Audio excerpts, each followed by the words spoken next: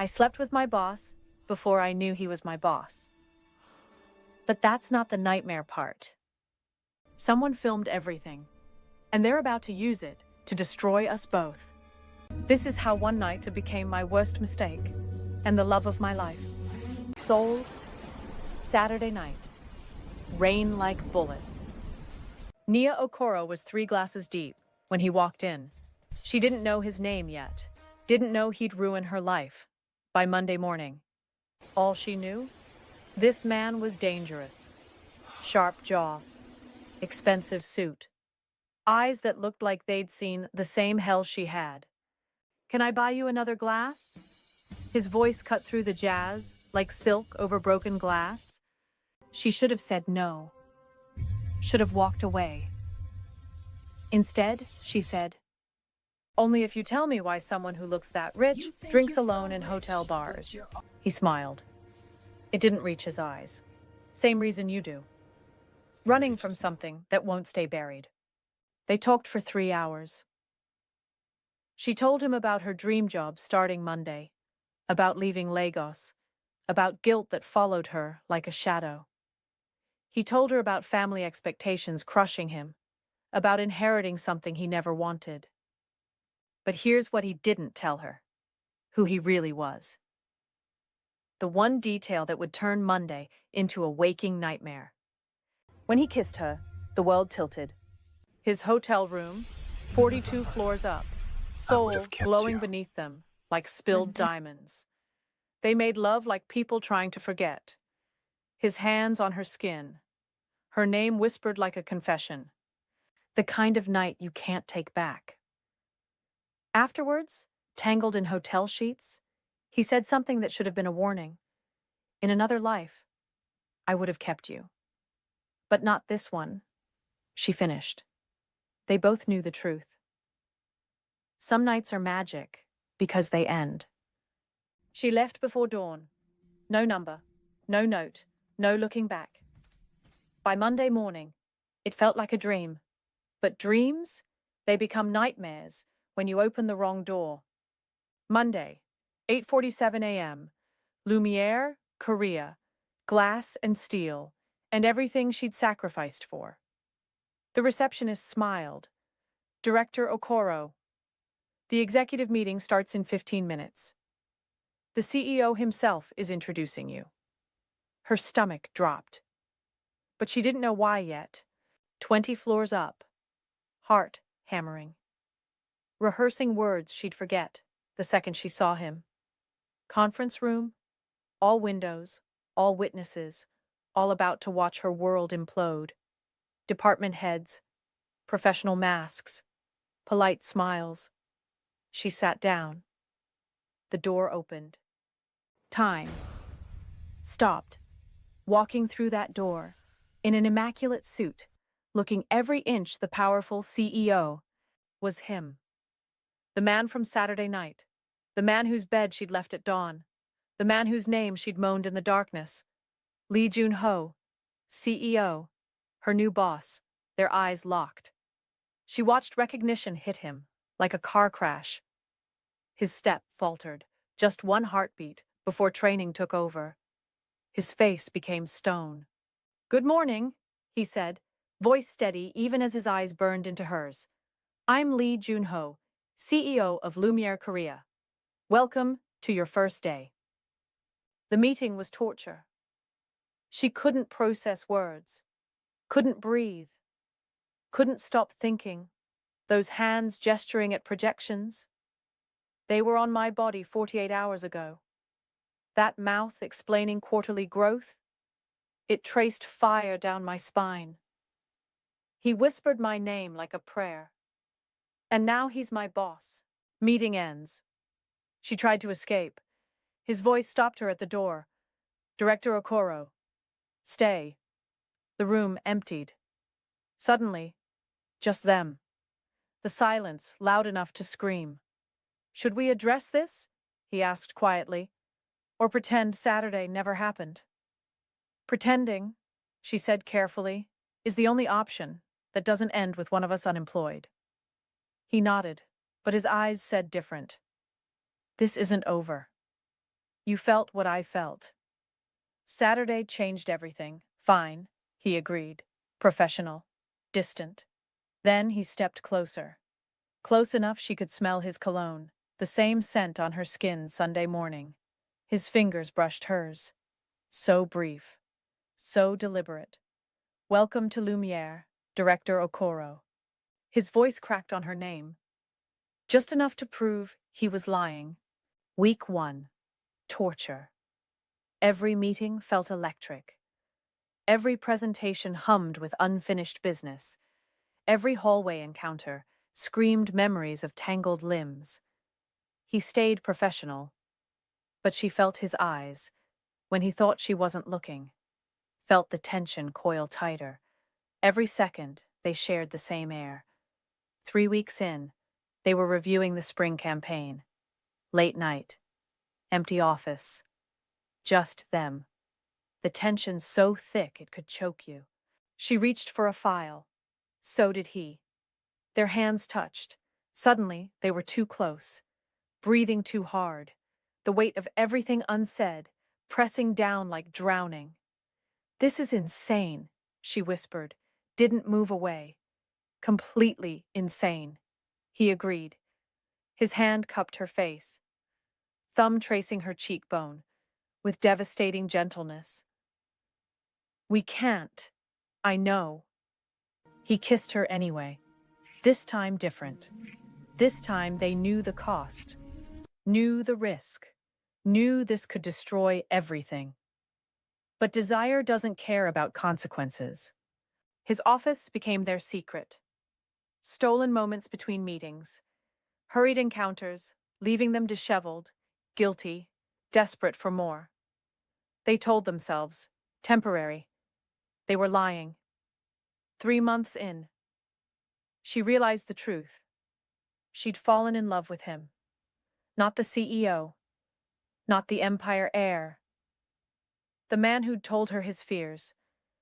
In that hotel bar. The man who looked at her like she was the only solid thing in a shifting world. But love in shadows. It's poison. And someone was watching. Park Minji, marketing coordinator. Sharp eyes. Sharper ambitions. She noticed everything. Junho leaving Nia's apartment at dawn. Bodies pressed together in the parking garage. Moments they thought were private. She didn't confront them. She built a case. Wednesday afternoon. Subject line. Interesting discovery. Nia opened the email. Her blood turned to ice. 12 photographs. Them leaving her building. His hand on her waist in the garage. A kiss they thought no one saw. Such a shame. When workplace romances violate company policy. I wonder what the board would think. What shareholders would say. Unless we could come to an arrangement. Minji wanted her position. Wanted her to resign quietly. Disappear like she never existed. Or the evidence goes public. Junho would survive. CEOs always do. But Nia? The foreign hire, who slept her way to the top. Career destroyed. Name a cautionary tale. Future erased. That night, she stared at her laptop. 2 options. Quit. Preserve dignity. Protect Junho. Fight. Risk everything. Let the truth explode. Neither one felt like winning. She told Junho everything. Expected anger. Expected him to choose the company over her. Instead, he went silent. Face unreadable. Then he said 5 words that changed everything. I'll marry you. What? She whispered. Marry me, he repeated, firmer this time. If we're engaged, it's not a scandal. It's a love story. CEO falls for brilliant director. The board can't touch that. It was a solution born of desperation. But desperation? Sometimes it's love wearing a mask. The question hanging in the air, was he proposing because he loved her, or because he needed to protect her? She'd spend the next year trying to figure it out. Next board meeting. They announced their engagement. Her blackmail crumbled to dust. The photographs meant to destroy them became proof of romance. Media devoured it. African woman captures Korean CEO's heart. Cross-cultural love story blooms at Lumiere. From one night stand to forever. Board approved. Shareholders celebrated. Minji transferred to Busan. But marriage born from blackmail? Built on sand. The wedding happened too fast. Dress she didn't choose. Cameras that felt like weapons. Publicists treating their love like a product launch. Wedding night. They lay in darkness. Not touching. "We made a mistake," she whispered. "I know," he said, "but I don't know how to fix it." For 6 months, they tried to build something real from wreckage, turn obligation into love. And it almost worked. Mornings he'd watch her with tenderness. Nights they'd talk until dawn. Moments she could almost believe. This is real. Then his father died. Massive stroke. Here one moment. Gone the next. Junho inherited everything. The company.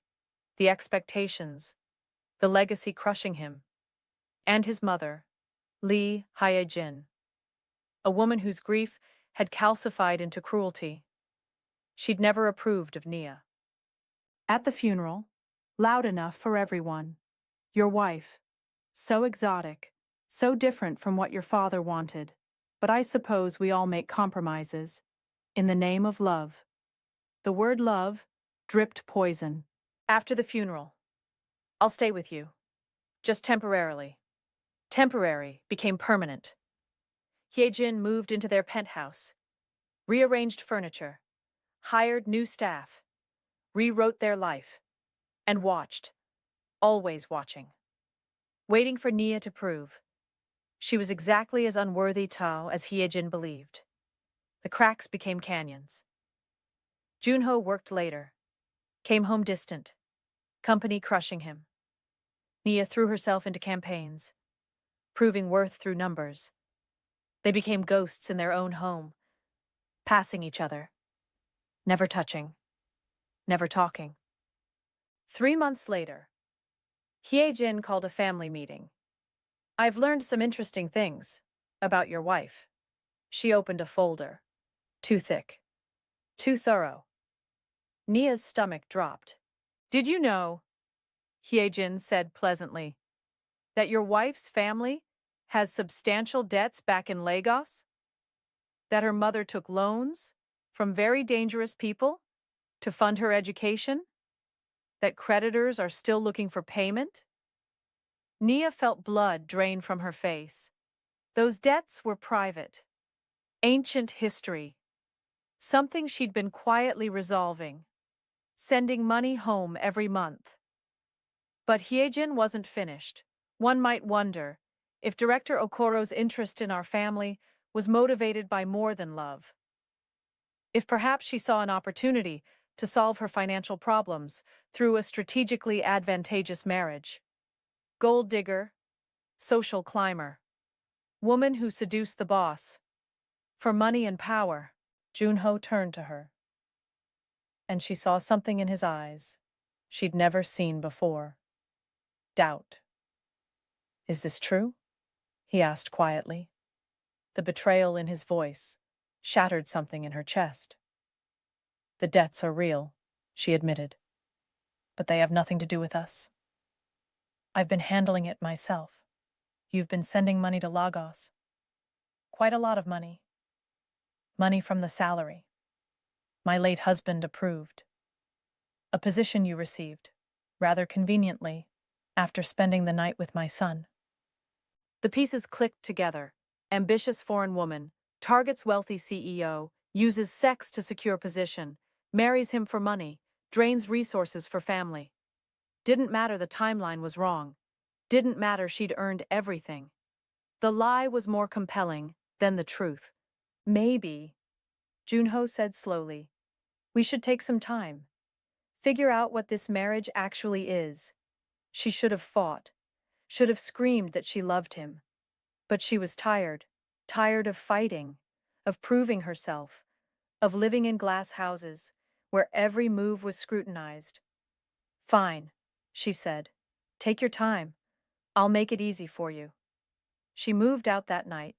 Hotel room, one suitcase, leaving behind the life they'd built and the love they'd lost. Corporate kept it quiet at first.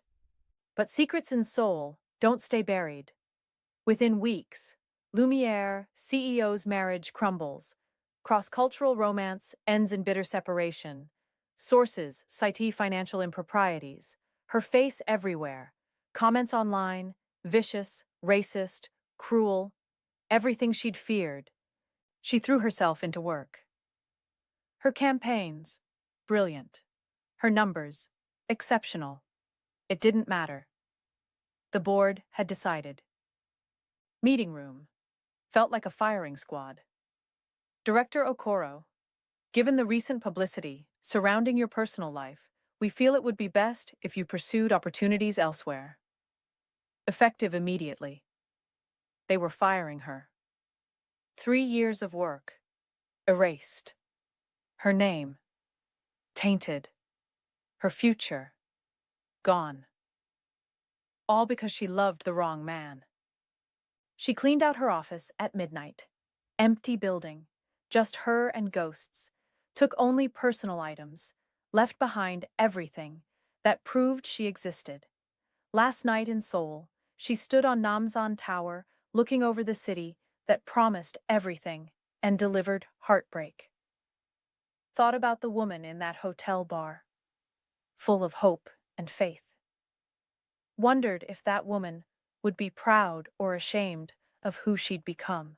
Phone buzzed. Junho. First message in 3 weeks. I'm sorry for everything. For not fighting harder. You deserved better than what I gave you. She read it twice. Deleted it without responding. Because sorry doesn't rebuild what you burned. 6 months later, Lagos, startup cosmetics company, renovated warehouse in Lekki, a fraction of what she had at Lumiere. But it was hers. She'd paid off her mother's debts with severance money, started therapy to process Seoul's wreckage. She was healing, slowly learning to trust herself again. Then the news broke. Lumiere Korea announces major expansion into African markets, CEO Lee Jun-ho to personally oversee Lagos operations. He was coming here, to her city, her continent. The universe still had jokes. She told herself she wouldn't go to the launch event, told herself she was done, that seeing him would reopen wounds barely healed. Curiosity won, or maybe masochism. The launch event at Echo Hotel, champagne, elegance, people speaking the language of money. She stood in the back, watching Jun-ho take the stage, watching him command the room, like he always had. He'd lost weight, new lines around his eyes, looked older, tired, like he'd been fighting. The same war she had, market projections, strategy, growth plans. Then, before I close, his voice cracked slightly. I want to acknowledge, Mao, that this expansion wouldn't be possible without the brilliant work of director Nia Okoro. Her contributions were invaluable. Though she's no longer with Lumiere, her vision lives on in everything we're building here. Polite applause. But she barely heard it, because he was looking directly at her. Across the crowd, eyes finding hers with laser precision. And in that look, I was wrong. I'm sorry. I still love you. I don't know how to fix this. After the event, she found him on the hotel terrace, smoking even though he'd quit years ago. I didn't think you'd come, he said without turning. I almost didn't. Why are you really here, Junho? Seoul has VPs who could run this expansion. He took a long drag, exhaled smoke into Lagos night. Maybe I came to apologize properly. Maybe I came because I couldn't stand being in the same city and not seeing you. Maybe I came because I'm still in love with you, and I don't know how to stop. The confession hung between them. Raw, devastating, true. She wanted to be angry, wanted to make him hurt, the way she'd hurt. But standing there, looking at this man, who'd been her one-night stand, her boss, her husband, her biggest mistake and deepest regret, she felt only exhaustion. "Love isn't enough," she said quietly. "We proved that already." "I know," he said, "but maybe it's a start." They talked men like they had in that hotel bar a lifetime ago. He told her the hell his mother put him through after Nia left, how Hee-jin pushed him toward arranged marriage, how he refused, how the battle cost him everything except his certainty. Letting Nia go was the worst decision of his life. She told him about rebuilding from nothing, learning to trust herself again, finding pride in work that was hers, untainted by scandal. "We can't go back," she said as dawn broke over Lagos. "Too much has happened. We're different people now." "I don't want to go back," he said. "I want to go forward. Differently this time." It was tempting. God, so tempting, to believe they could rewrite tragedy into triumph. But Nia had learned hard lessons about fairy tales. "I need time," she said finally. "Real time. Not your time or the company's time. My time to figure out who I am when I'm not defined by you." He nodded. She saw acceptance in his eyes. Maybe even relief. "I'll be here," he said, "for as long as it takes. I'm not making that mistake again." They parted as the sun rose. No promises, no guarantees. Just two people who'd loved each other badly, learning to love themselves better. 6 months later. Coffee. No agenda. Just conversation between survivors. They talked about work, Lagos, everything except the question hanging between them. Another 6 months. Dinner. Then drinks. Then long walks along Bar Beach, where Atlantic waves crashed, and Nia finally felt like she could breathe. She learned the truth. Junho had stepped down as CEO, taken a position in the Lagos office. A deliberate demotion, escaping his mother's orbit and the legacy weight he'd never wanted. They were building something new, slow, careful, honest. No secrets, no shame. Just two broken people, learning to be whole. Small restaurant, Victoria Island. Junho took her hand across the table. "I don't know if we get a happy ending," he said quietly. "I don't know if what we destroyed can be rebuilt. But I know I want to try. I know I love you. And I know loving you has made me a better man, even when I was failing at it." She looked at him. This man, who'd been her catastrophe and her catalyst, felt something shift. Not forgiveness, exactly, but understanding. Maybe the beginning of something that could, with time and work and brutal honesty, become love again. "I don't know either," she admitted, "but I'm willing to find out." They kissed while Afro beats played and Lagos lived around them. Indifferent, beautiful. It wasn't a fairy tale. It wasn't a guarantee, but it was real and messy, and theirs. Some love stories don't end happily ever after. Some end in separation, scars, lessons learned in blood.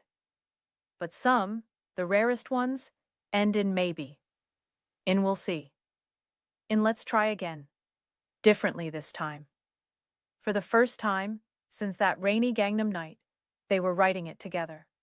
As equals, as partners who'd earned each other through survival. And that was its own kind of magic. Welcome to Afro-Korean Drama Stories. Don't forget to subscribe, comment, and hit that notification bell. Because between these two worlds, there are 1,000 more stories waiting to break your heart and put it back together. See you in the next story.